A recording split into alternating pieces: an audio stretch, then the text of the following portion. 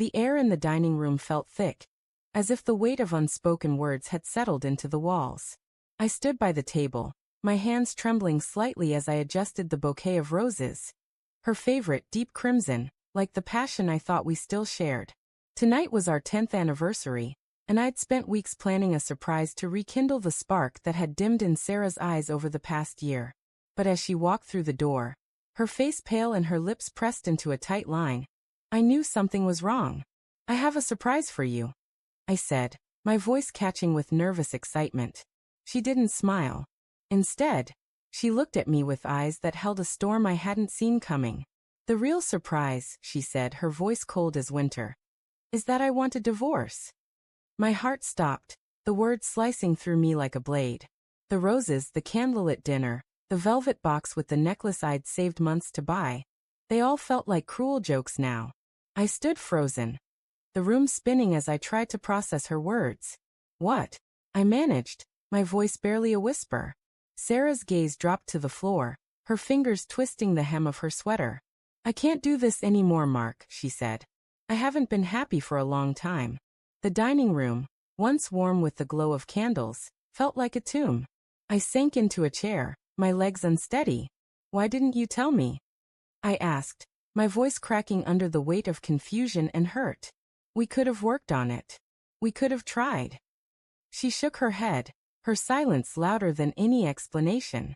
The room was heavy with the scent of roses and the dinner I'd spent hours preparing. Her favorite pasta, homemade, the way she liked it.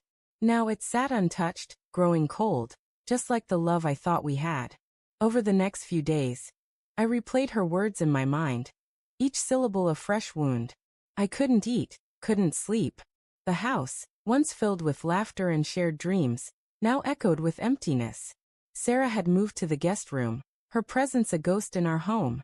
I wanted answers, but every time I tried to talk, she shut me out, her responses clipped and evasive. "I just need space," she'd say, avoiding my eyes. But I couldn't let it go. The not knowing gnawed at me, a relentless ache that grew with every unanswered question. One evening, desperate for clarity, I did something I'd never thought I'd do.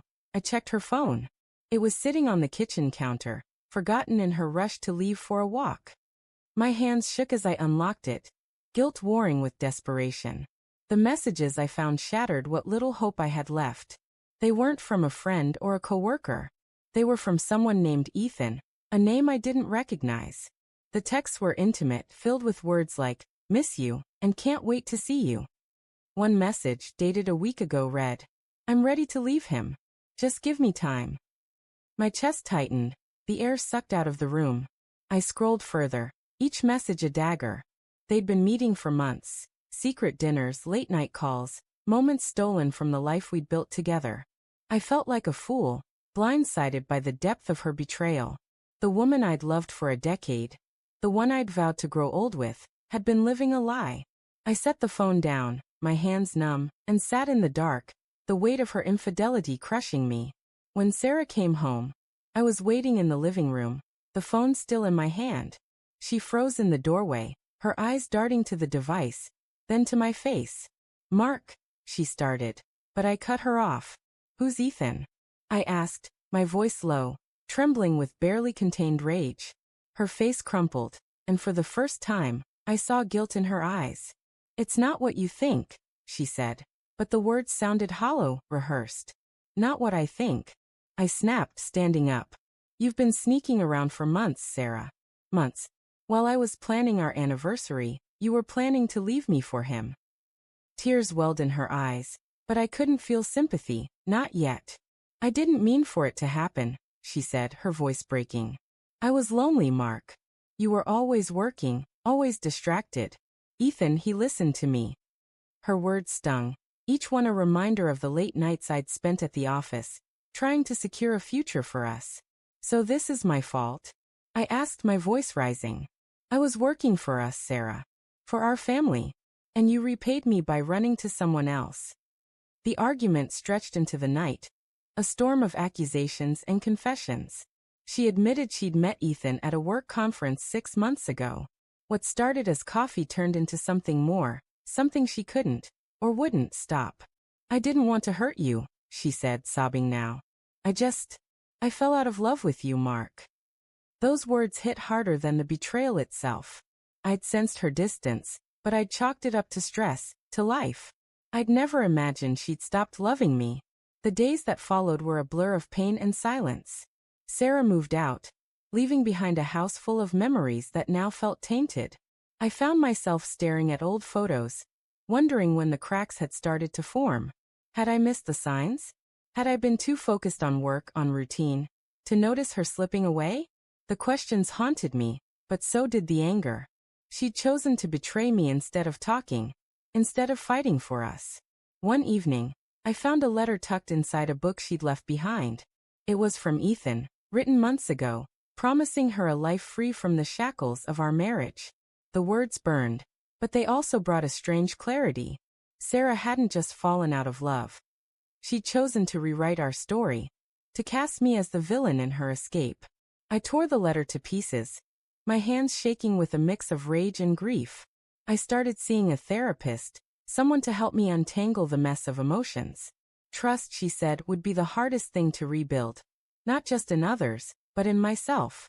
I doubted every decision I'd made, every moment I'd thought we were happy.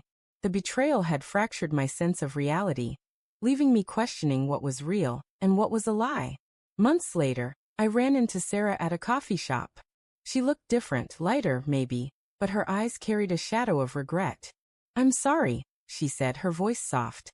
"I didn't know how to tell you I was unhappy. I handled it all wrong." I nodded, unsure if I could forgive her, but the anger had dulled into a quiet ache. "I hope you find what you're looking for," I said, meaning it, even if it hurt. As I walked away, I felt a small release, like a knot loosening in my chest. The anniversary surprise I'd planned was meant to be a new beginning, a way to remind Sarah of the love we'd built. Instead, it became the end of a chapter one hadn't seen coming. The pain of her betrayal lingered, but so did the lessons it taught me. I learned to listen to the silences, to question the distance, to fight for love before it slipped away. And as I rebuilt my life, piece by piece, I found something I hadn't expected: strength. Not the kind that comes from anger, but the kind that grows from surviving a broken heart and choosing to move forward, even when the path is uncertain. The roses from that night had long since wilted, but I kept one, pressed between the pages of a journal. It was a reminder, not of her betrayal, but of my own resilience. I wasn't whole yet, but I was healing, learning to trust again, one careful step at a time.